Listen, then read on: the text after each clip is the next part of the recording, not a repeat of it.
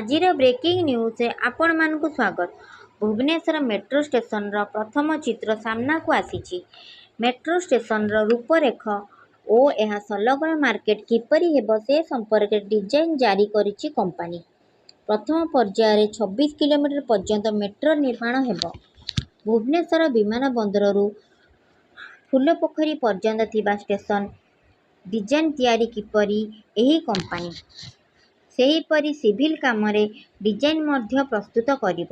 ଗତ ମାର୍ଚ୍ଚ ମାସରେ ଦିଲ୍ଲୀ ରେଳ କର୍ପୋରେସନ ଲିମିଟେଡ୍ ଡିଜାଇନ୍ ଟେଣ୍ଡର ଡାକିଥିଲା। ଏହି ଟେଣ୍ଡରରେ 3ଟି କମ୍ପାନୀ ଭାଗ ନେଇଥିଲା। ଆଇସିଟି ସବୁଠୁ କମ୍ ଅର୍ଥାତ୍ 13.4 କୋଟି ଟଙ୍କାରେ ଏହି ଟେଣ୍ଡର ପାଇଛି। ଦିଲ୍ଲୀ ମେଟ୍ରୋ ରେଳ କର୍ପୋରେସନ ପକ୍ଷରୁ 3ଟି ପର୍ଯ୍ୟାୟରେ 19ଟି ମେଟ୍ରୋ ଷ୍ଟେସନ ସହ ମେଟ୍ରୋ ରେଳପଥ ବିଛାଇବାକୁ ଟେଣ୍ଡର ଆହ୍ୱାନ କରାଯାଇଥିଲା। ଭୁବନେଶ୍ୱର ବିମାନବନ୍ଦରରୁ କଟକ ତ୍ରିଶୁଳିଆ ପର୍ଯ୍ୟନ୍ତ ମୋଟ 19ଟି ମେଟ୍ରୋ ଷ୍ଟେସନ ନିର୍ମାଣ ହେବ। 19ଟି ମେଟ୍ରୋ ଷ୍ଟେସନ ପାଇଁ ମୋଟ 2,163 କୋଟି ଟଙ୍କା ବ୍ୟୟ ହେବ। ପ୍ରଥମ ଟେଣ୍ଡରରେ କ୍ୟାପିଟାଲ ହସ୍ପିଟାଲ, ବାପୁଜୀନଗର, ଭୁବନେଶ୍ୱର ରେଳ ଷ୍ଟେସନ, ରାମ ମନ୍ଦିର, ବାଣୀବିହାର, ଆଚାର୍ଯ୍ୟ ବିହାର ଛକରେ ମେଟ୍ରୋ ଷ୍ଟେସନ ନିର୍ମାଣ ସହ ଏଲିଭେଟେଡ୍ ରେଳପଥ ନିର୍ମାଣ କରାଯିବ। ଏଥିପାଇଁ 630 କୋଟି ଟଙ୍କା ବ୍ୟୟ ହେବ।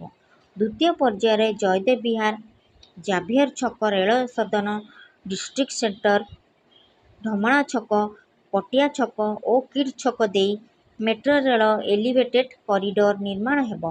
ଏସବୁ ସ୍ଥାନରେ ମେଟ୍ରୋ ଷ୍ଟେସନ ମଧ୍ୟ ନିର୍ମାଣ ହେବ।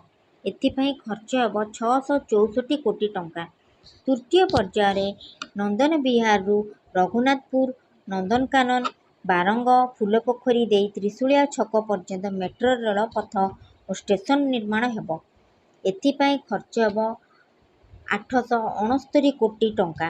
ଆଗକୁ ନେଇ ଆସିବି ଆପଣମାନଙ୍କ ପାଇଁ ନୂଆ ନୂଆ ଖବର। ସୁସ୍ଥ ରୁହନ୍ତୁ, ସତର୍କ ରୁହନ୍ତୁ। ନମସ୍କାର ଓଡ଼ିଶାବାସୀ।